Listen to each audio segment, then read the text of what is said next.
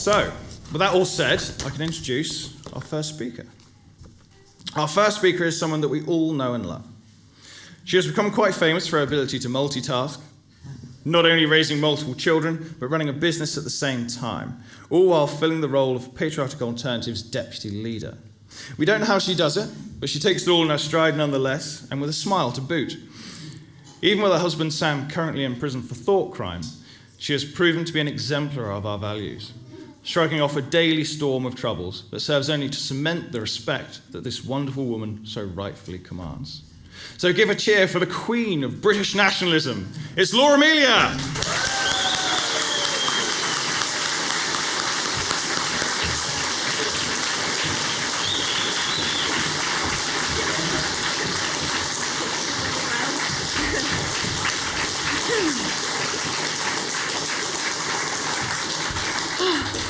Thank you so much. I am losing my voice, so I'm hoping it lasts throughout the whole speech. But if my voice goes, I might try and get Sam's dad up here to finish my speech for me. No pressure. What a year it's been. I've never wanted to give a speech as much as I've wanted to give this one. There's so much that I want to say and so much that I want to get on the record. I've actually been writing this speech in my head all year, and there's so many people that I want to hold to account. What I'm saying is my patience has finally reached its limit, and there's a reason that I chose to wear a dress with lightning bolts on it today. When I stood up here last year at Patriotic Alternative's 2023 conference, I didn't know that within a year my husband, Sam Melia, would be in prison. I didn't know that I'd have another daughter, who I delivered by myself without her father there, a daughter who now 6 months old doesn't recognise her dad because she only gets 90 minutes with him a week. I didn't know that I'd be battling against counter-terrorism, judges, barristers, probation and social services. I didn't know that I'd be testifying in court and debating a King's Counsel barrister who specialises in murder, serious violence and terrorism on the topic of Sir Oswald Mosley. I didn't know that my husband would be banned from seeing his children, speaking to his children, viewing photographs of his children, and even speaking about his children. I didn't know that children's services would be coming into my home and assessing my husband and I on whether we're a risk to our children. I didn't know that my husband would be classed as such a dangerous criminal, a criminal with a high likelihood of committing quote-unquote serious harm, that he would be denied home detention curfew and would have to serve his full custodial sentence behind bars. But here we are. I don't say any of this for sympathy. I say it because I want you all to know how the British state treats political dissidents in 2024. Being the deputy leader of Patriotic Alternative, I'm lucky enough to have a platform. Right now I have a stage, a microphone, 200 people in front of me, and a very talented media team who are recording my every word, and it will then be uploaded to the internet where thousands more people will hear it. So I'm going to use this platform to call some people out. I'm going to hold those who are responsible for that big list of things that I just mentioned to account. During this speech, I'm going to reveal everything they've done, secrets that I've kept until now, and the things that they don't want you to know. Throughout this speech, I'm going to be talking to the various groups who have done us wrong. Now, I understand that I've started off pretty heavy there. I've gone a little bit Liam Neeson, but the tone of this speech will not be negative. It's been a tough year for us. We've fought battles, and some we've won and some we've lost, but we remain optimistic. One does not lash out this hard at somebody who is irrelevant, and we've all heard the phrase about the flak and the target. Patriotic Alternative has every single avenue cut off for us. We're banned from all social media websites. We're not allowed to register as a political party. We're not allowed bank accounts or payment processors. We're constantly lied about by politicians, academics and the press. We're spoken about non-stop. They keep making documentaries about us, but we're not allowed a right of reply. They won't let Matt Collett on TV to defend us. Yet still we are Britain's largest and most active nationalist organisation.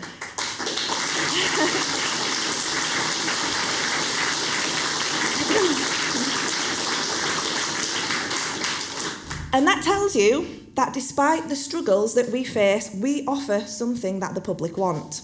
We are truly over the target. And today I'm going to be telling you how desperate the state is to stop the rise of nationalism. So let's begin. 3.5 years ago, my husband Sam Melia was arrested by counter-terrorism for 3 offences. One terrorism offence and 2 public order offences. He was taken to a police station while they raided our home, and as soon as they got him to the police station, they immediately dropped the terrorism offence and one of the public order offences. The public order offence which remained active was for distributing written material with the intention to stir up racial hatred, and this offence related to Sam publishing an archive of stickers on the internet that people could download, print off and put up in public places. The project was called the 100 Handers. Would counter-terrorism have got the warrant to arrest Sam and raid our home without those first 2 offences? I don't think so. And we've spoken to numerous legal professionals this year, and we've learned that when it comes to counter-terrorism, they just get whatever they want. They hold out a piece of paper, it gets signed, no evidence needed. So they made out like Sam was some sort of dangerous terrorist in order to get into our home and look through our lives. Counter-terrorism, however, failed. Now, that might not make much sense because my husband's currently in prison, but believe me, they never really cared about the stickers. They had all the evidence for the stickers back when they arrested Sam in spring 2021, but they did nothing with it for 2 years. During those 2 years, they instead desperately tried to find something more serious that they could pin on Sam.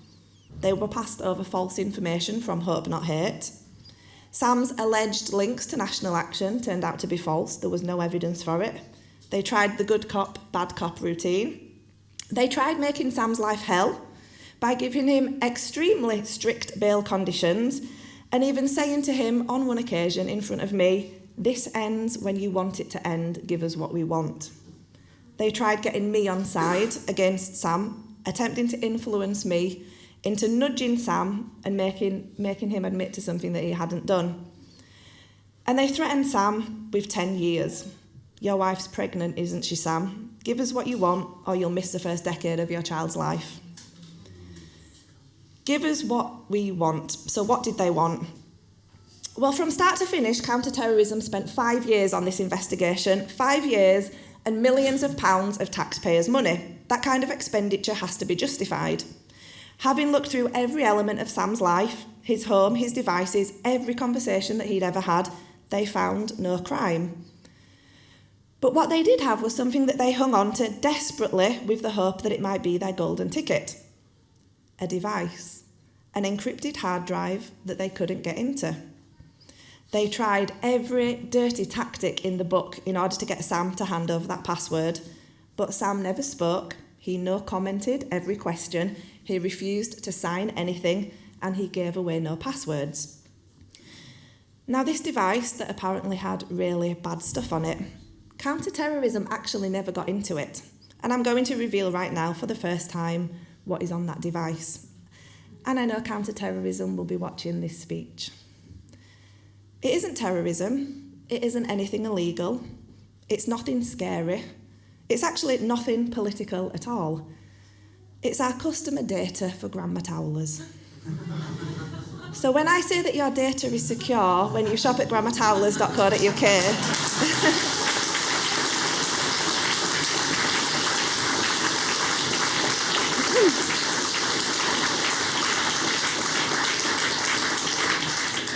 we take your privacy very seriously. So counter-terrorism had failed. They had the stickers, but they didn't care about the stickers and they never got into this device. So they dropped off the surface of the earth and for 2 years they went quiet. And then we contacted them.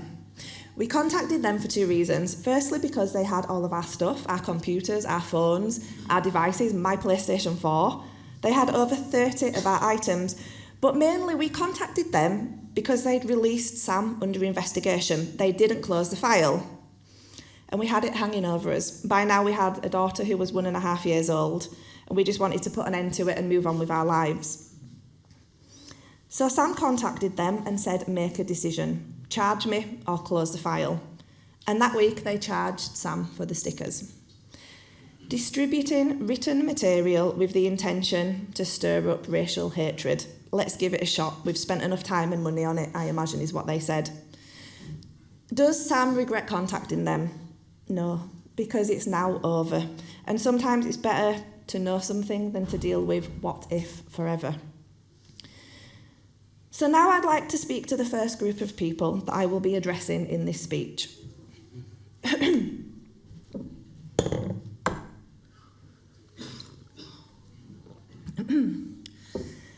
Dear Counter-Terrorism and West Yorkshire Police, bearing in mind the amount of resources that you wasted on my husband, I can only assume that we've solved terrorism in this country. I don't know how you can sleep at night. When you didn't find what you were looking for, when you followed your lead but found no evidence of crime, you should have closed the file. You took away 2 years from a man's life, a daddy away from 2 little girls, all because you couldn't handle the fact that your investigation had failed. You utter scumbags.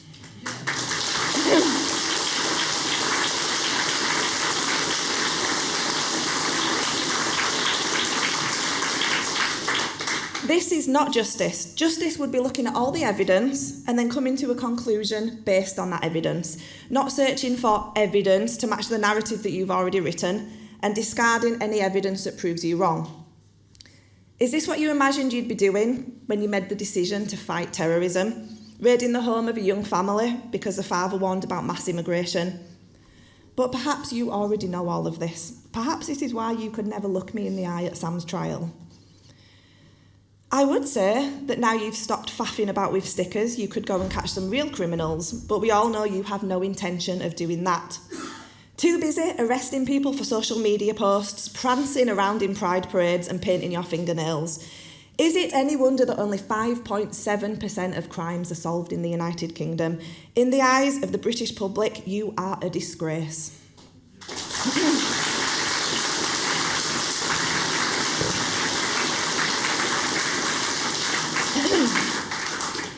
Fast forward to today and we all know how this story ended. There was a trial at the start of this year. Sam pleaded not guilty, but he was found guilty of 2 offences by jury vote and he was sentenced to 2 years in prison. Sam's first offence was, as I said, distributing written material with the intention to stir up racial hatred. And it was in relation to Sam uploading an archive of 310 stickers on the internet that people could download, print off and put up in public places. The second offence was racially aggravated criminal damage. Now, this offence is usually for things like if you set fire to a mosque or if you kick over some Jewish headstones, but in Sam's case, it was for stickers on lampposts. Stickers that peel off and leave the lamppost completely undamaged, the equivalent of a lost dog poster. Every single lamppost and bus stop in Leeds city centre is covered in stickers, some of them with rather aggressive and violent messages on them, especially the ones directed towards us. But of course the police aren't pursuing any of those, or even calling them criminal damage. It's only criminal damage when it suits them. So what did the stickers say? Well, there were 310 stickers in total and they covered a variety of topics. So things like immigration, health, education, the media, the establishment, academia and art, plus other things. Only 13% of the stickers, so just over 1 in 10, were about other races, religions, ethnicities, or things like diversity, multiculturalism. You may have seen some of the stickers in the press, and I want to be completely honest about the full archive of stickers. I've seen people saying online that Sam was sent to prison because he said White Lives Matter. And in a way he was, because the judge told the jury that you have to consider the full archive of 310 stickers when making your decision. You can't just cherry pick 1 or 2 bad stickers. None of the stickers encouraged violence. None of them used any racial slurs. So let's take a look at some of the most offensive ones. Labour loves Muslim rape gangs. I mean, you did promote Naz Shah to the Shadow Minister of State for Women and Equality after she tweeted, "Those abused girls in Rotherham and elsewhere just need to shut their mouths for the good of diversity." You could say that Sam was telling the truth. Another sticker said, "We will be a minority by 2066." This is a fact. In fact, it's likely more than 2066, earlier than 2066 now. And this was a prediction by Professor David Coleman, one of the leading demographers in the country. Another sticker said, "There is a war on whites." And you've literally proved Sam's point with this one, with your treatment of him. A white man advocating for white people, terrorist, extremist. Small hats, big problems. I mean, they do wear small hats. During the trial and after Sam was sentenced, Sam gained international attention from the public and the media. The reason being, there are elements of Sam's case that really made it stood out. Firstly, the prosecution said that all 310 stickers were legal. So he was convicted for his intentions behind legal speech. Secondly, the prosecution said the truth is no defence in court. So they openly said it doesn't matter if every single sticker is true, you're still not allowed to say it. The truth is no defence in court is probably the most Orwellian statement I've ever heard in my life. You're not allowed to tell the truth. And they'll say you can tell the truth, you just can't use it to incite hatred. What a load of nonsense. You should be able to tell the truth full stop. Let people make up their own minds. If you say that the white British are going to be a minority and that's a good thing, you're allowed to say that. But if you say that the white British are going to be a minority and that's a bad thing, whoa, hate speech. The truth is no defence. How can you win a case where the truth is no defence? The third reason why Sam garnered a lot of attention is that the prosecution admitted that no crimes had been committed as a result of the stickers. 0 was their answer. And the legal jargon that they used during the trial said was likely to stir up racial hatred. Well, it wasn't. It wasn't. It didn't happen over 5 days. You said it didn't happen. And the fourth reason why Sam's case got so much attention and outraged so many people is because no evidence was ever provided by the prosecution of Sam intending to incite racial hatred. I know that sounds mental, but if you attended the trial, you will know that to be true. Not a single piece of evidence, just silly things, like a funny picture of Hitler. My book on my bedside table, Tomorrow We Live by Sir Oswald Mosley. I got up in court and I testified that the book was mine, and I even added the receipts of when I bought it from before me and Sam got together to the evidence pack. I remember standing on the witness stand and having this debate with the prosecuting barrister about the book, a book that none of them have read, but they entered it into evidence. It's not a book about race, it's a critique of the parliamentary system in Britain in the 1930s. It doesn't mention race because Britain was 99% white back then. But we're having this conversation about this book, which is apparently evidence of Sam's intentions. It's just so surreal and so wrong on so many levels. I just wish I'd have asked the barrister in the court, have you read this book then? Though I doubt it would have made much of a difference to that jury, and I doubt he would have answered the question. Sam, on the other hand, had lots of evidence of his intentions, measures that he'd taken to ensure that the project didn't cause any problems for anyone, measures to stop people from misusing the project, and every private and public message that he'd ever sent discussing the project where he mentioned his intentions. When you lose a trial like this, you go back over it in your mind and you wonder if you should have done things differently, answered questions differently. But the fact is, on paper, we won. We presented evidence of Sam's intentions. They did not. If you'd have entered all the evidence into a computer, it would have come back and said that Sam was not guilty. An intelligent and brave jury would have voted not guilty.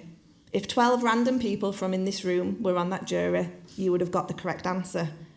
But the jury that day didn't. We can blame the establishment all we want for what happened, but ultimately, Sam is in prison right now because a jury of Sam's so-called peers decided that he was guilty. And when they came back with the guilty verdict, we were all shocked. I don't just mean that we were shocked, Sam's friends who want to believe that he's innocent, but everybody was shocked. The judge was visibly shocked. And after dismissing the jury and the public gallery, he outright said that he did not agree with the verdict. And the prosecution were shocked. We heard them talking during one of the breaks, and they said that they didn't think that they could win the case. When the jury came back with that verdict, I went through a cycle of grief.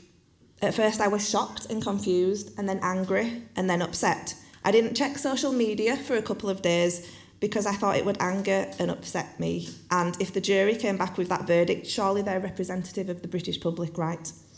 I didn't want to see people gloating about it or saying bad things about Sam. And for a brief moment, I thought, what is the point? Are our people even worth saving? Why don't Sam and I just move out to the country, buy a little fixer-upper and get away from it all? Why risk everything for these people? And then after a couple of days, I looked online and to my surprise, I saw the massive amount of support that Sam had. I'm not exaggerating when I say that around 98% of the posts I've seen about Sam are on his side. People wanted to interview me about Sam. Everybody was outraged. And he's still spoken about today every single day. Seriously, go to Twitter, search Sam Melia every single day. And I realised that we're not the minority. The jury are the minority. I don't know if they were too cowardly to defend a so-called racist, especially with there being a couple of ethnic minorities on the jury. But I do know that if our people don't have the confidence or the means to stand up for our people, that is not a sign for us to tap out. That's a sign for us to work harder. Dear jury, I have no idea what happened in that deliberation room, and perhaps I never will. How on earth you came to a guilty verdict regarding Sam's intentions when no evidence of his intentions was ever presented, and 87% of the stickers weren't even about other races, I'll never understand. I felt many different emotions towards you this year. Anger, sadness and confusion. But the one overriding feeling that I felt towards you is disgust.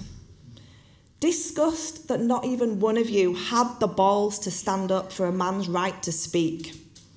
Because that's the liberal mind, isn't it? Avoiding a minor unpleasantness now so that a major unpleasantness becomes unavoidable later.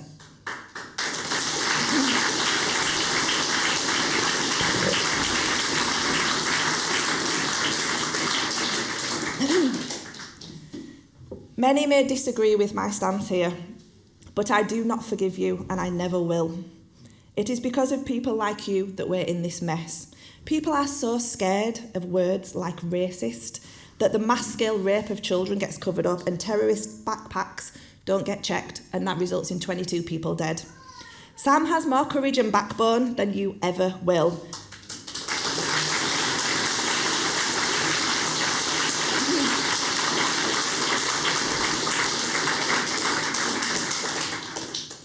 I hope you've read the public's comments about you. I hope it keeps you up at night. And if you are ever affected by the issues that Sam raised in your future, will you remember that you condemned Sam to prison for looking out for you? Now, I mentioned earlier that the judge explicitly said that he didn't agree with the guilty verdict, and he was actually a very good judge throughout the trial. He seemed to like Sam, and he really did not like the prosecution. However, a month after the trial and verdict, when we came back for the sentencing, he was a different man. George Galloway had just been elected, and Rishi Sunak, who was the Prime Minister at the time, had given a speech on the Friday about the rise of anti-Semitism in Britain. We were supposed to meet for sentencing on the Monday morning, but we received a message saying that it had been rescheduled to the afternoon. The judge had been called somewhere. That afternoon, the judge was like a different man. He wasn't joking and smiling anymore. He looked like he wanted to cry. And he gave his sentencing comments. And suddenly, Sam's crime was all about Jews and anti-Semitism. His trial hadn't been about that. It was mainly about grooming gangs, race, demographics. But the judge made all these comments, saying things like, since the 1930s, there's a real threat of anti-Semitism on our streets, because there had been all these pro-Palestinian marches. He sentenced Sam to 2 years in prison for stickers that he'd created in 2019 because of marches that happened in 2024. Sensitive social climate is the phrase they used. Sam does not have a time machine and he does not have a crystal ball. The judge also said that the sentence was to act as a deterrent to others with the same beliefs. Dear judge, I don't know who got to you, but I know that somebody did. You are a liar. You lied continuously throughout your sentencing remarks. For example, You said that Sam had an obsessive interest in Oswald Mosley. The only mention of Mosley throughout the entire trial was my book. And you know that. Liar. The sentence may not have been your decision, but you made it nonetheless. You took a little girl's daddy away from her because he was worried about immigration. And I want you to know the result of your decision. For a while, whenever somebody knocked on the door, my daughter would say, "Daddy." It broke my heart when we went to visit Sam one day when she picked up her bug catcher thinking that she could go and catch bugs with her dad. And I had to tell her, we can't because he's not allowed to get up off his chair. I will never ever forgive you for the upset you caused my daughter. My husband's legacy will be that of a loving family man who put his head above the parapet to create a better nation for our people. Your legacy will be that of a traitor. Tough on patriots and soft on paedophiles. In the last 2 weeks, 30 paedophiles, all found with Category A images, have walked free from courts across the UK. These same judges will send you to prison for posting stickers, sharing books, making podcasts, throwing a traffic cone, or even defending yourself against a police dog. It is a badge of honour to stand in opposition to you.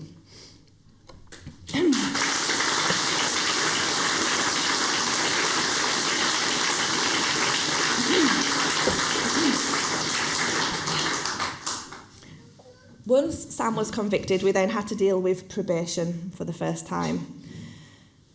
You know the midwits that you encounter on Twitter who think that they're really smart and they just make these dumb arguments that you've heard a million times before? That's probation. Let's listen to some of the arguments that they've put forward in the last month. What does it even mean to be British anyway? Why does it matter if we become a minority? Maybe we deserve it because of colonialism. We've always been a nation of immigrants. The Windrush generation came here to rebuild our country after the war. It was probation who classified Sam as a PPRC, a person posing risk to children, and passed over information to Children's Services, which kicked off the assessment that we had to have regarding whether we are a risk to our children. They told Children's Services that I also had extreme views, even though I was nothing to do with Sam's offence. And when I asked them for some evidence of my extreme views, they sent me 2 things. The first thing was the first paragraph copied and pasted from Patriotic Alternative's Wikipedia page. You know, Wikipedia that anybody can edit. Wikipedia that you're not even allowed to reference in a school essay. That was the first piece of evidence of me having extreme views. And the second piece of evidence of me having extreme views is this. Now, bear with me, because if you think this doesn't make sense, it's because it doesn't. So 7 years before Patriotic Alternative were formed, Professor David Coleman, who was the Professor of Demography at the University of Oxford, made a prediction that based on current trends, the white British ethnic group would be a minority in the United Kingdom by 2066. And when he gave this prediction, he didn't class black people and Asian people as white British. And then 7 years in the future, Patriotic Alternative was formed, and I'm part of Patriotic Alternative, so apparently that means I have extreme views. Doesn't even make sense. So because he didn't class black and Asian people as white, that means I'm an extremist. They're completely useless, and they're in charge. These people hold the power over Sam's future. So we had to do this assessment because of Sam's racist and offensive views and books, to see if we were indoctrinating our children. I can honestly say that whenever my 2-year-old chooses a bedtime storybook, she's never chose Mein Kampf. It doesn't quite have the same appeal to it as Rabbit Snap and Postman Bear. But we had to do this assessment. And the people who covered up the mass-scale abuse, torture, rape and murder of children are now assessing my husband to see if he's a risk to children because he warned about the mass-scale abuse, rape, torture and murder of children. To cut a long story short, because I could go on about this for a while, but to my surprise, Children's Services sided with me and Sam, and they said that we were no risk.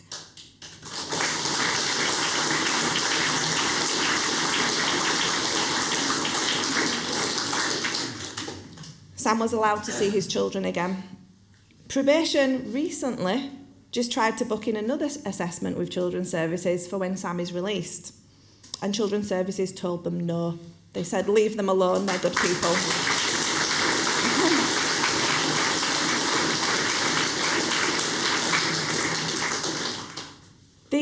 room temperature IQ morons who work in probation will be responsible for Sam attending weekly sessions when he is released so that he can have his views realigned. They're so out of their depth, it's untrue. And when you engage with them, there's this constant narrative that Sam is dangerous. Sam is a bad person. Sam is an extremist. And we all know Sam, and that's not the Sam that we know. And you just want to shake them, and you want to say, do you actually believe this? Or are you just going along with it for the sake of your job? Do you actually believe that a man should get a 2-year custodial sentence for his alleged intentions behind legal, truthful speech? Dear probation, I just find it so laughable that you think you're going to align Sam's views. The arguments that you put forward are not clever. They're not making us think. They're stupid and tedious, and we've heard them a million times before. When you talk about Sam being dangerous, when you use the phrase serious harm, do you really believe that? Or are you just going along with it because you're told to? Because Sam may be behind bars right now, but he's a freer man than any of you. He told the truth. He made a stand. He has a clear conscience, and he can hold his head up high. Can the same be said for you?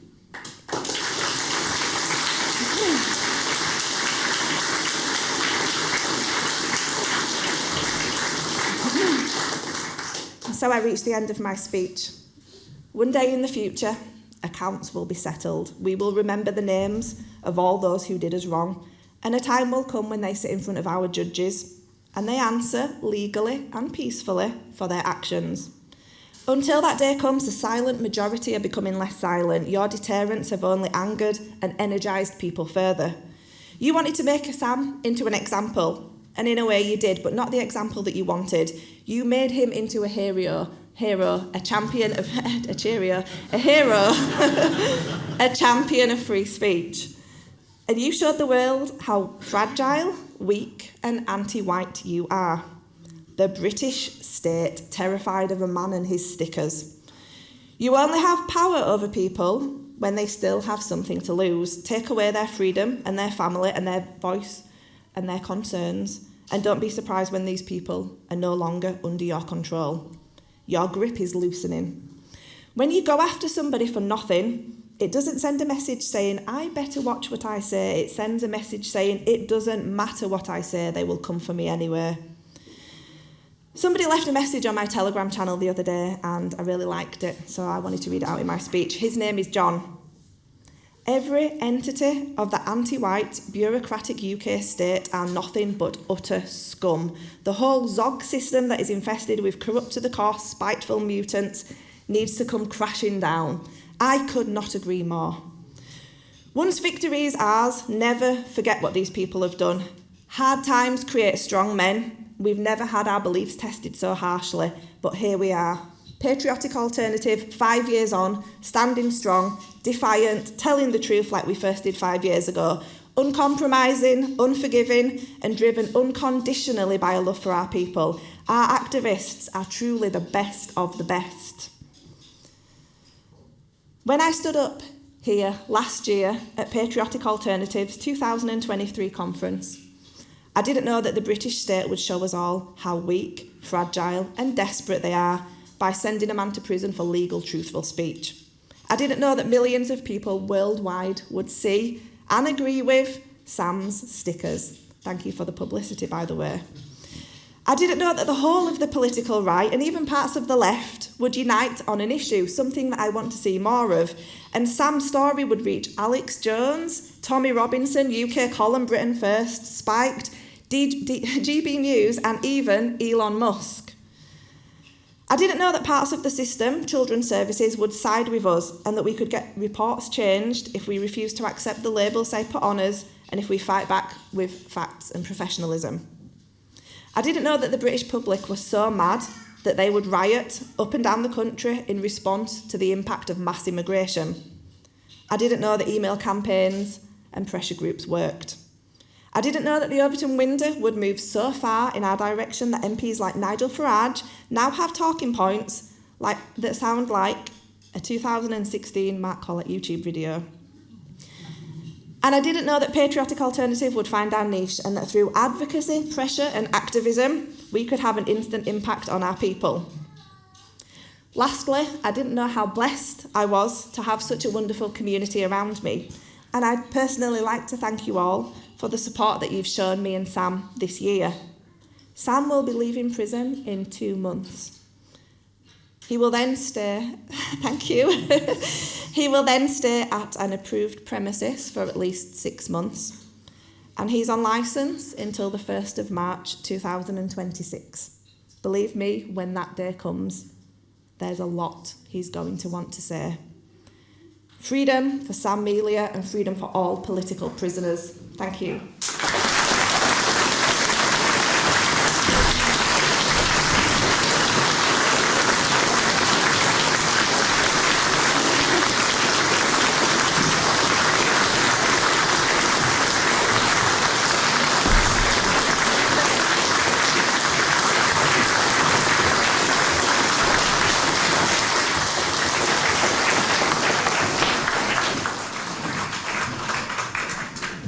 Thank you, Laura.